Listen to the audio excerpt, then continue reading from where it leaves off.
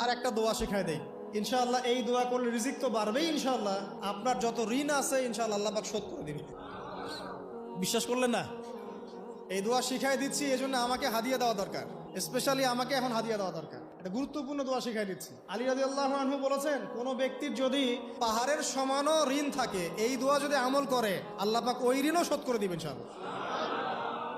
ঋণ কেমন জানেন? ওই যে এখন মানুষ ঋণ নিচ্ছে 1 কোটি টাকা ব্যাংক থেকে, 2 কোটি টাকা ব্যাংক থেকে, হ্যাঁ, কত বছর, 10 বছরের জন্য, 20 বছরের জন্য বাড়ি করছে, তাই না? তার ধারণা এমন যে সে মারা গেলে তার ঋণটা কেউ না কেউ শোধ করে দিবেই দিবে, তাই তো? আর আল্লাহর রসুল কি বলছেন দেখেন, একজন মারা গেছেন, নবী সাল্লাল্লাহু আলাইহি সাল্লামের সময় একজন মারা গেছেন, তো নবী করিম সাল্লাল্লাহু আলাইহি সাল্লাম বলছেন, এই ব্যক্তির কি কোনো ঋণ আছে? একজন সাহাবী বলেন, হ্যাঁ ইয়া রাসূলুল্লাহ, তো ঋণ আছে। নবীজি বললেন, তোমরা ওর জানাজা পড়ো, আমাকে ডেকো না, তোমরা ওর জানাজা পড়ে নাও, আমি জানাজা পড়তে চাচ্ছি না। আমি এখন কেমন করে আপনাকে বুঝাবো ঋণ কত ভয়ঙ্কর জিনিস?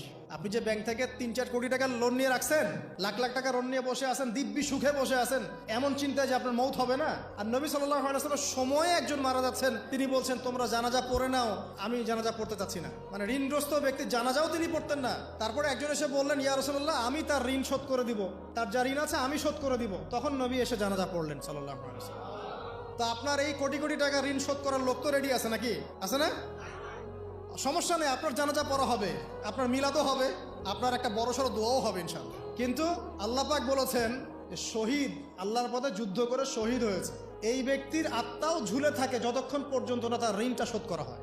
এবার বলেন আমি কি বুঝাবো আপনাকে? আর কিছু বলতে হবে? তো এখন সেই দোয়া শিখাচ্ছি আপনাদেরকে, যে দোয়া শিখলে আপনারা ঋণ থেকে বাঁচবেন ইনশাআল্লাহ। কত দিবেন বলেন? আচ্ছা, হ্যাঁ, এই তো, শুকরিয়া।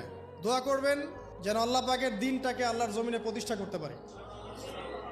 আমার সাথে বলেন, দোয়াটা হচ্ছে, আল্লাহুম্মা ইকফিনি বিহালালিকা আন হারামিকা ওয়া আগনিনি বিফদলিকা আম্মান সিওয়াকা।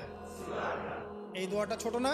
এটা মুখস্থ করবেন, সেজদায় পড়বেন, নামাজের সেজদায় পড়বেন, আত্তাহিয়াতু দরুদ শেষ তারপরে পড়বেন, নামাজ শেষে হাত তুলে করবেন, যখন তখন শেষ রাত্রে করবেন, ইনশাআল্লাহ দেখবেন আপনার ঋণ বলতে কিছু থাকবে না ইনশাআল্লাহ। যদি থাকেও, বড় কোনো ঋণ থাকেও, আল্লাহ পাক অন্য কোনো মাধ্যমে এটা শোধ করার ব্যবস্থা করে দিবেন ইনশাআল্লাহ।